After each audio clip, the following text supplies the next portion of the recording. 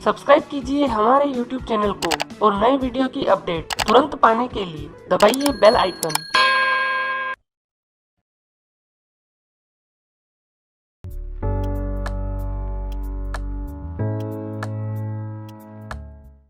Hello दोस्तों, channel में आपका फिर से स्वागत है। इस एपिसोड में हम पुलबैक ट्रेडिंग के बारे में सब कुछ सीखने जा रहे हैं। बाजार की डायरेक्शन में ट्रेड करते समय एक एरिया ऑफ वैल्यू में प्राइस पुलबैक सबसे अच्छी तकनीकों में से एक है और ये ट्रेड की कॉन्फर्मेशंस देने के कारण सेफर तकनीकों में से एक है। इस वीडियो में हम चर्चा करेंगे कि पुलबैक ट्रेडिंग के फायदे और नुकसान क्या हैं, चार्ट पर पोटेंशियल एरियाज कहाँ हैं जहां मार्केट पुलबैक होगा और आप पुलबैक ट्रेड्स को कैसे अप्रोच करें। तो अगर आप तैयार हैं तो चलिए शुरू करते हैं।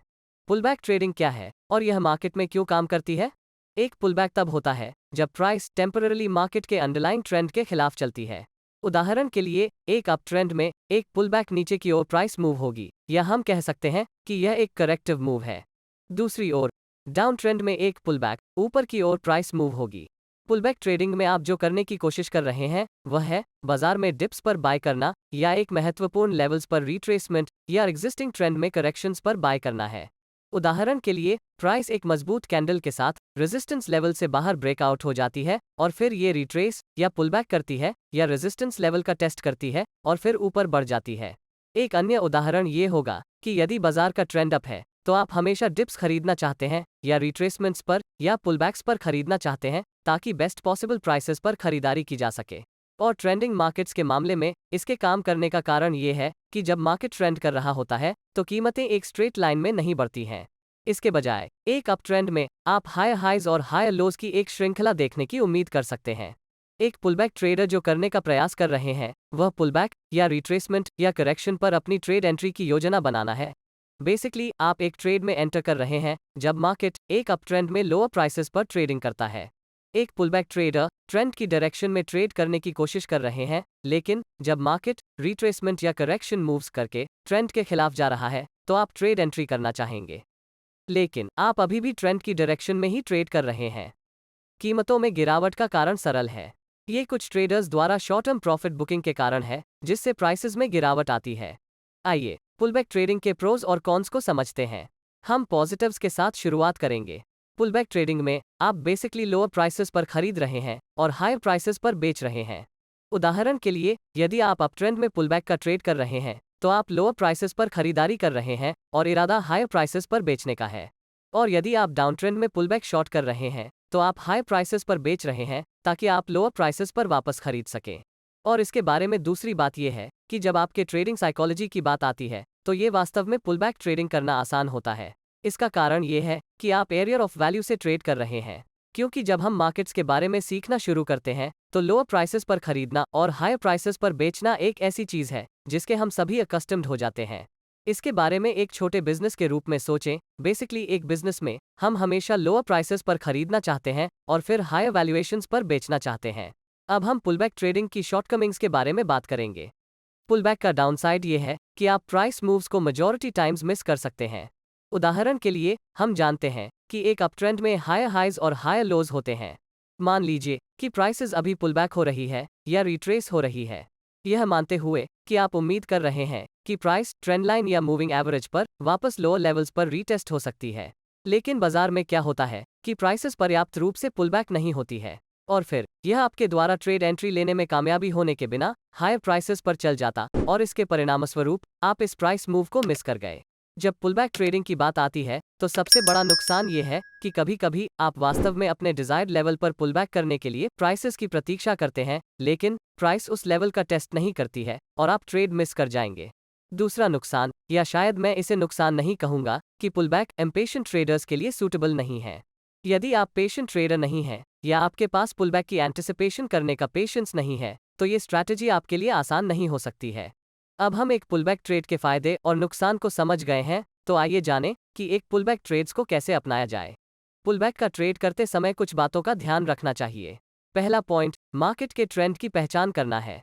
पुलबैक का ट्रेड करते समय सबसे पहली और सबसे महत्वपूर्ण बात जो आपको समझनी है वह है एग्जिस्टिंग मार्केट ट्रेंड का पता लगाना।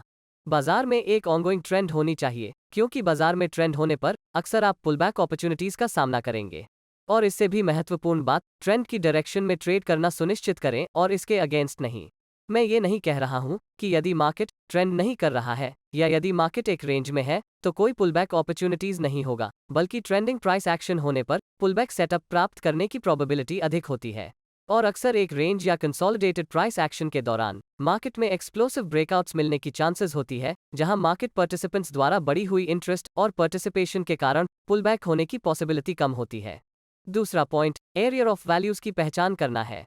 बात यह है कि सिर्फ इसलिए कि बाजार ऊपर की ओर चल रहा है, इसका मतलब यह नहीं है कि आप आंख बंद करके किसी ट्रेड में एंटर करना चाहते हैं।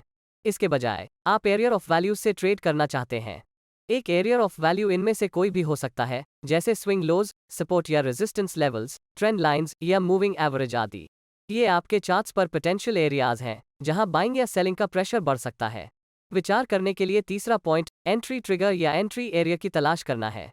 मान लें कि मार्केट हाई प्राइस लेवल्स पर चल रहा है और इसने एरियर ऑफ वैल्यू की ओर एक पुल बैक बनाया है, लेकिन इसका मतलब यह नहीं है कि हमें आंख मूंद कर बाय बटन दबा देना चाहिए। एक पुलबैक ट्रेडर एक स्पेसिफिक एंट्री ट्रिगर की तलाश करना चाहते हैं ताकि आपको पता चल सके कि बायर्स मार्केट में आ रहे हैं, या ये अश्योर करने के लिए कि बायर्स कंट्रोल में हैं और वे प्राइसेस ऊपर की ओर ले जाने वाले हैं। एक entry trigger reversal candlestick patterns जैसे बुलिश हैमर या बुलिश एंगल्फिंग पैटर्न आदि हो सकता है। ये हमारे लिए एक पुलबैक ट्रेड लेने और मार्केट्स में मौजूदा ट्रेंड में शामिल होने के लिए एक एंट्री ट्रिगर है। चौथा पॉइंट, आपके स्टॉप लॉस की सेटिंग है। चूंकि आप पुलबैक ट्रेडिंग कर रहे हैं, सबसे महत्वपूर्ण सवाल यह है कि हम अपना स्टॉप लॉस कहां सेट करें। बिना किसी संदेह के, यदि आप एक अपट्रेंडिंग मार्केट पर पुलबैक का ट्रेड कर रहे हैं तो आपका स्टॉप लॉस पुलबैक के लो लेवल से नीचे होना चाहिए। अगर प्राइसेस ऊपर की ओर चल रहा है और आपने अपना स्टॉप लॉस स्विंग लो के नीचे रखा है, इसका मतलब यह है कि यदि मार्केट पुलबैक के लो लेवल के नीचे करेक्शन करता है या रिट्रेस हो जाता है और लोस के नीचे ब्रेकआउट होता है, तो यह आपको बताता है कि यह पुलबैक फेल हो गया है और आप ट्रेड से बाहर एग्जिट करना चाहते हैं। पुलबैक फिनिश होने से पहले अपने स्टॉप लॉस को प्रीमेच्योरली हिट न करने के लिए आपको पुलबैक के लो लेवल की पहचान करनी होगी और लोस के नीचे कुछ बफर स्पेस देना होगा। इस पर्पस के लिए आप या तो ATR इंडिकेटर का उपयोग कर सकते हैं या आप रिस्क लेने की अपनी क्षमता के आधार पर भी इसे सेट कर सकते हैं। आइए ATR मेथड पर एक नज़र डालते हैं। मान लीजिए पुलबैक का लोअर लेवल 100 रुपये है और मान लें कि आप चार्ट्स पर ATR इंडिकेटर जोड़ते हैं और उस पॉइंट पर स्टॉक की एवरेज ट्रू रेंज 5 है। आप 100 रुपये से 5 रुपये सब्ट्रैक्ट कर सकते हैं। अब आपका स्टॉप लॉस 95 रुपये के लेवल पर हो जाएगा, जो पुलबैक के लो लेवल्स के नीचे एक छोटा बफर सेट करेगा। अगर मार्केट डाउन ट्रेंड में है तो इसी तरह का तरीका अपनाया जा सकता है। अंतिम पॉइंट, टारगेट्स निर्धारित करना है। आप प्रॉफिट्स कहां लेते हैं? मान लें कि यदि आप एक अपट्रेंड की डायरेक्शन में ट्रेड कर रहे हैं तो आप प्रॉफिट्स लेने के लिए एक्सट्रीम स्विंग हाई का रेफरेंस ले सकते हैं। जब आप एक अपट्रेंड के दौरान पुलबैक का ट्रेड कर रहे हैं तो आप उस समय डिप्स को खरीदना चाहते हैं जब मार्केट ट्रेंड के खिलाफ रिट्रेस किया गया हो। यदि आप रिट्रेसमेंट से पहले देखते हैं तो आपको चार्ट पर एक स्विंग हाई की पहचान करने में सक्षम होना चाहिए और वह स्विंग हाई आपके प्रॉफिट्स लेने के लिए एक रेफरेंस पॉइंट हो सकता है।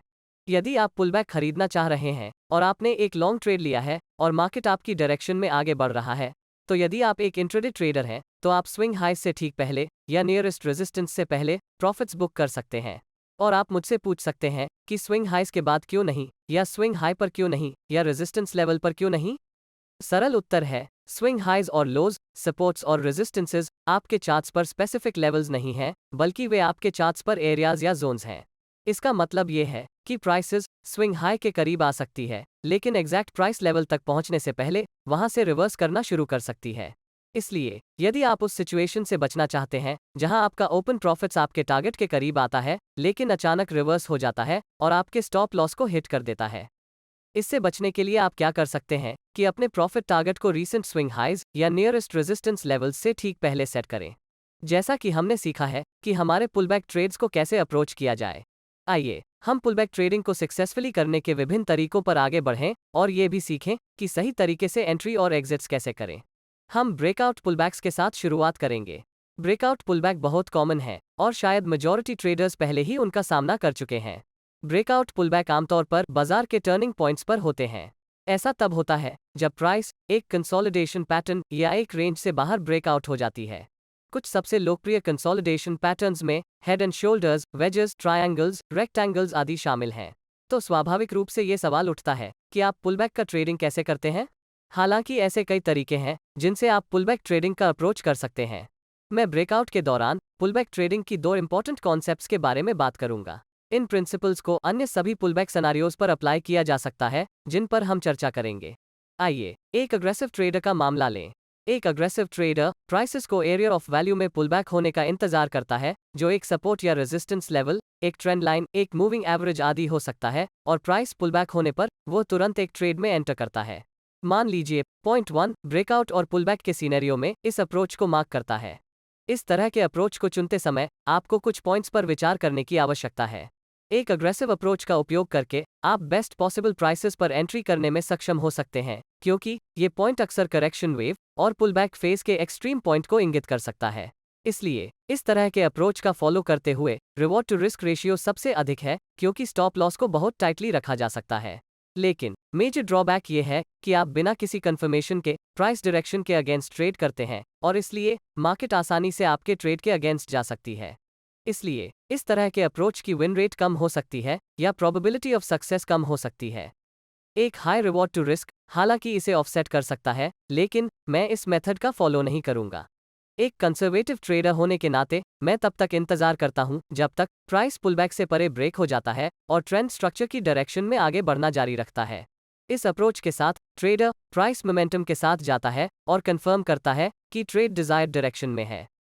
यह अग्रेसिव ट्रेडर्स के मामले के विपरीत है, जहां ट्रेड डायरेक्शन की एग्जैक्ट कंफर्मेशन नहीं हुई थी। एक कंजर्वेटिव एंट्री बाद में होती है और इसलिए रिवॉर्ड टू रिस्क भी छोटा होता है। यदि आप मुझसे पूछें तो कोई सही या गलत अप्रोच नहीं है, और ये सब एक ट्रेडर के पर्सनल प्रेफरेंसेस पर निर्भर करता है। अब बात करते हैं स्टॉप लॉस की। ऊपर की ओर ब्रेकआउट होने की सिचुएशन में आपको स्टॉप लॉस को पुलबैक लो के नीचे रखना होगा।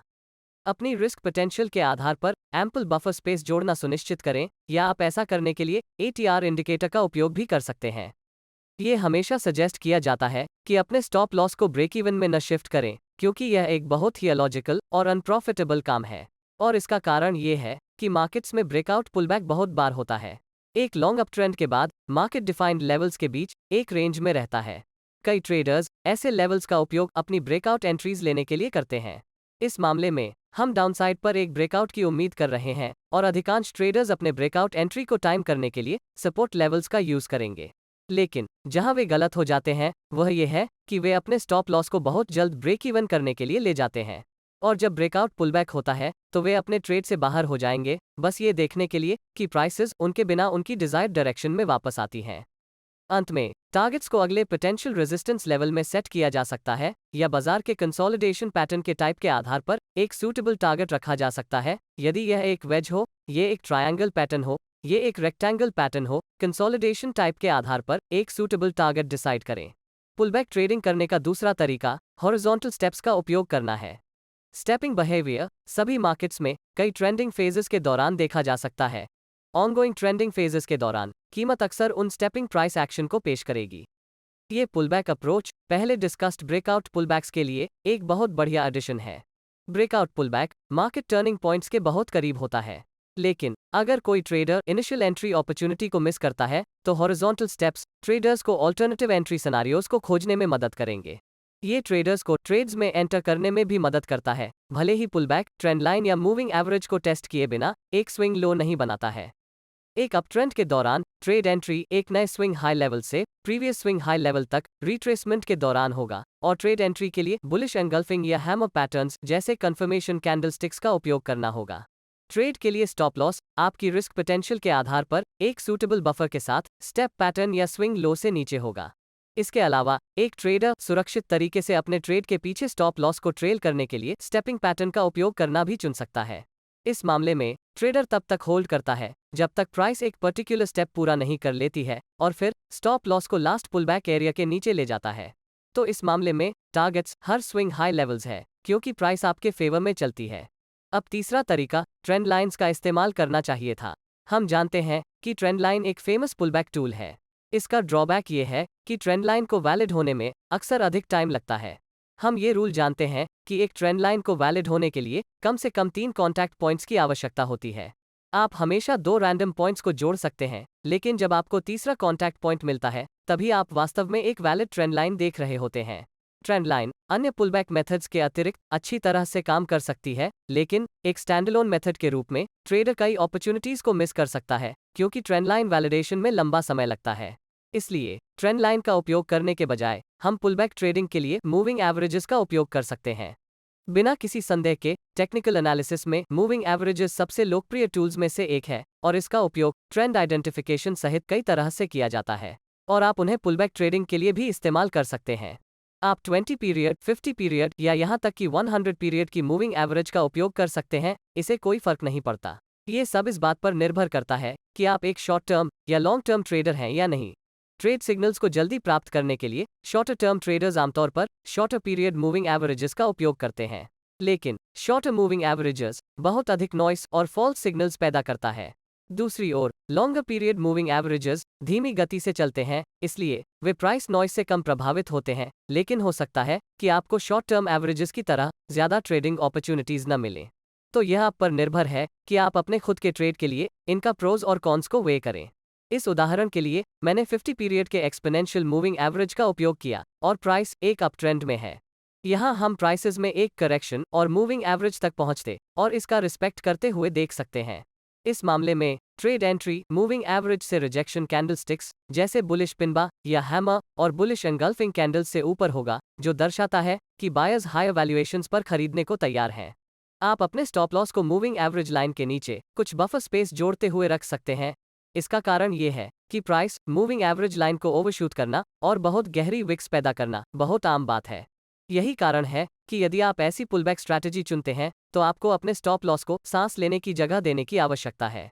और यदि आप उचित कॉन्फर्मेशंस के साथ ट्रेड में एंटर करते हैं और उसी टाइम में एंट्री करने के लिए अग्रेसिव नहीं होते हैं जब कैंडल मूविंग एवरेज पर पुलबैक होती है, तो आप वास्तव में ओवरशूट प्रॉब्लम से बच सकते हैं और ट्रेंड को अंत तक राइड करना सबसे अच्छा टारगेट है। इंट्राडे ट्रेडर्स के मामले में नियरेस्ट रेजिस्टेंस को टारगेट के रूप में रखना और एक स्विंग ट्रेडर के लिए ट्रेड से बाहर निकलना तब होता है जब प्राइस मूविंग एवरेज लाइन के बियॉन्ड क्लोज हो जाती है या जब मार्केट स्ट्रक्चर ट्रेंडिंग से रेंज या कंसोलिडेशन में बदलती है। जैसा कि आपने देखा है, पुलबैक अप्रोच के कई अलग अलग तरीके हैं।